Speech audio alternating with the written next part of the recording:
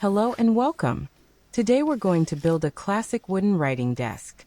This piece has a timeless look and fits beautifully into many miniature interiors, a study room, a small library, or a quiet workspace scene. Before we begin, let's take a moment to prepare the tools and materials you'll need for this project. For this build you will need A4 paper with a weight of about 160 GSM, scissors, a craft knife, a ruler, glue, a cutting mat, and an awl or scoring tool for pressing the fold lines. As with many detailed miniature builds, this project takes a little patience. The assembly is quite detailed and is best enjoyed slowly, step by step. Miniature furniture like this desk can be used in many different interior scenes. It works especially well in a study room, a library, or even as part of a cozy home office setup. Working on small detailed models like this one is also surprisingly good for your brain. Projects that involve cutting, folding, and assembling tiny parts help develop fine motor skills. The precise movements of your hands and fingers. Researchers studying brain function and motor control have found that activities requiring fine hand coordination stimulate neural connections between the hands and the brain. Crafts, model making, and other detailed creative work can support concentration, improve hand-eye coordination, and even help reduce stress. That's one of the reasons many people find miniature crafting so relaxing. It allows your mind to focus on something creative while your hands stay busy. So this project is not only about building a desk, it's also about enjoying a calm and mindful creative process. Now let's take a look at the structure of the desk. This desk is built from two cabinet sections with drawers, one on the left and one on the right, connected by the desktop and the center panel. There is one small but important detail to keep in mind during assembly. Each cabinet has a side panel with a decorative frame. It's important not to mix up the orientation of these panels. For the right cabinet, the frame side panel must be glued on the right side. For the left cabinet, the frame side panel must be glued on the left side. This way the inner sides of the cabinets remain smooth inside the desk structure. In this video I'll demonstrate the assembly of the left cabinet.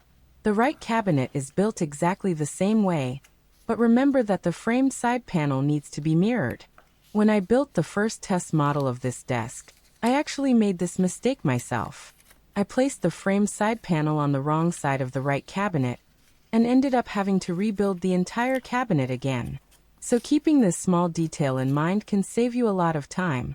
Another important part of this desk is the internal structure that holds the drawers. When assembling this piece, pay attention to the orientation, and make sure you don't flip it upside down.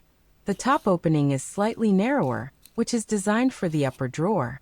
The lower openings are wider. Keeping the correct orientation here will ensure that the drawers fit properly later during assembly. This desk is one of the more detailed models in the collection. If you enjoy intricate builds and slow, careful assembly, you'll probably find this project very satisfying. But if you prefer something a little simpler, don't worry.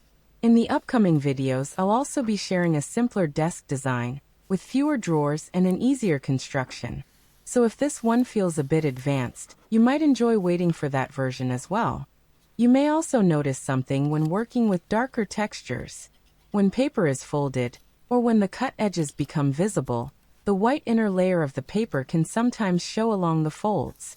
This tends to be more noticeable on darker textures. If you're using darker colored paper, this effect usually disappears. But when the paper is white, those edges can sometimes stand out. Some of my subscribers mentioned this before with darker models, especially with some of the Halloween-themed furniture. Fortunately, there's a very simple fix. After the model is fully assembled, you can gently color those visible white edges using a marker, colored pencil, or a small amount of paint that matches the texture color. One of my subscribers tried this technique on another model, and the result looked excellent. If you happen to know another good method for hiding those edges, feel free to share it in the comments. It might help other builders as well. Luckily, with lighter wood textures this effect is usually much less noticeable.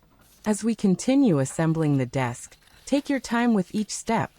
Projects like this really reward patience and attention to detail. With careful folding and precise assembly, The finished piece begins to look surprisingly realistic. Once completed, this desk can become a beautiful centerpiece for a miniature study room or writing space. Add bookshelves, a few tiny books, maybe a small lamp, and the whole scene starts to feel alive. Thank you for building this miniature desk together with me. I hope you enjoyed the process and found it both relaxing and rewarding. And as always, happy crafting!